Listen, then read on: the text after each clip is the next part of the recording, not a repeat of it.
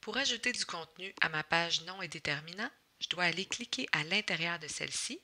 Elle s'ouvre donc grand. Je vois mon curseur clignoter. Je pourrais maintenant écrire directement mes notes de cours ou encore aller intégrer, donc insérer différents documents. Tout d'abord, je vous présente la section ici du ruban dans laquelle vous pourrez interagir. Le ruban Accueil fait apparaître un éditeur de texte avec les fonctions générales qu'on leur connaît. Dans la section Accueil, j'attire votre intérêt sur le mot balise, qui permet d'intégrer toutes sortes de petits icônes intéressants, dont le très important à faire, les fameux checklists. Donc, si j'écris par exemple faire le devoir et je fais Enter, j'ai automatiquement une deuxième petite boîte qui s'ouvre. Très original, faire le devoir numéro 2.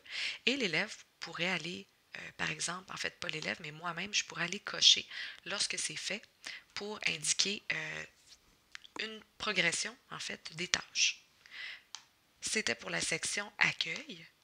Également la section Insertion. Je vais supprimer maintenant ce contenu-ci.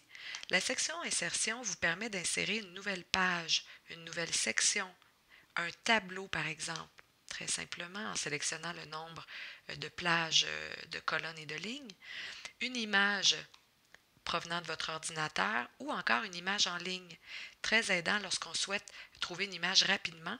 Donc si je vais en ligne, même les élèves ont accès à ce moteur de recherche qui filtre les résultats. Et si je recherche par exemple une fraise, toutes les fraises qui arrivent par défaut sont libres de droit et je peux les sélectionner pour les insérer tout simplement en allant en bas dans mon navigateur. Alors je clique sur le mot insérer et ma fraise y sera. Elle est un peu surdimensionnée, donc je peux cliquer dessus et je peux la rapetisser. Donc à loisir, voilà. Si j'appuie sur format, je peux également la rogner. Donc je pourrais supprimer le haut de la fraise par exemple.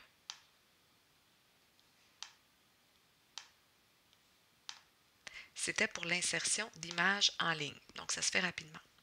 Impression de fichier, c'est vraiment intéressant puisque ça permet de faire une insertion, par exemple, d'un PDF ou d'un document Word, mais pour que tout le document s'insère ici.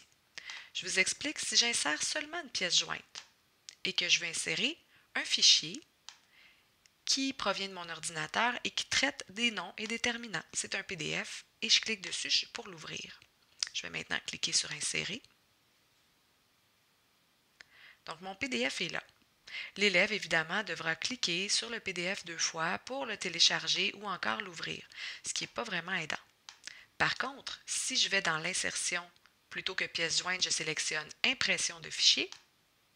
Je vais choisir le même fichier PDF, je l'ouvre et je l'insère. Et là, c'est tout le PDF qui s'ouvre à l'intérieur de mon bloc-notes. Donc, vous voyez, plutôt que d'avoir seulement un aperçu de l'icône du PDF, j'ai le PDF qui s'ouvre avec les exercices sur l'identification du nom. Donc, ça permet un visuel beaucoup plus facile à mes élèves. Le menu Insertion comprend également un lien Internet, également l'enregistrement audio de votre voix, ce qui va être très utile lorsque viendra le temps de donner de la rétroaction aux élèves, des symboles, le formulaire Forms qui est très intéressant, des ressources en éducation et également des autocollants que vous pouvez même, qui vont vous servir tout à l'heure en fait dans la section élèves. Je vais en parler un petit peu plus tard, ça pour la section élèves. La section dessin va vous permettre quant à elle de dessiner directement dans votre document. Donc, je pourrais prendre un surligneur ici avec la couleur de mon choix et je pourrais encercler et la notation suit. Donc, lorsque je fais défiler, il n'y a pas de problème. On peut sélectionner différentes options. La section affichage, quant à elle, permet notamment d'afficher tous les auteurs, donc les gens qui auraient collaboré dans une section, pas ici évidemment puisque c'est la section de l'enseignant, mais permet à l'élève, par exemple, de se faire lire un texte à l'aide du lecteur immersif. C'est une voix synthétisée qui va lire le texte. Très intéressant pour des élèves en difficulté d'apprentissage.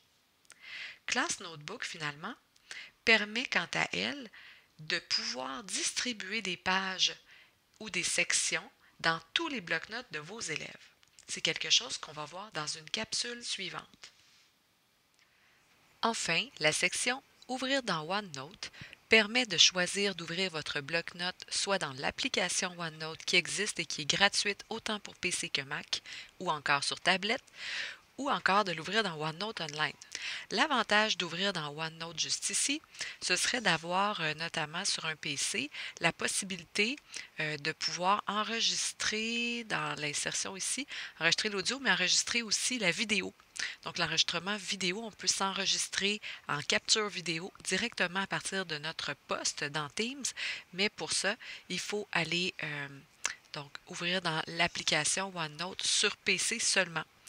L'avantage d'ouvrir ensuite dans OneNote Online, c'est que parfois, il se peut que dans Teams, lorsqu'on veut distribuer une page, une section, ou encore qu'on veut lier là, un form, ça ne fonctionne pas tout à fait comme on le souhaite. Donc, dans ce cas-là, vous pourriez aller ouvrir dans OneNote Online, qui vous permettra une meilleure compatibilité des différents outils inclus dans le OneNote de Teams.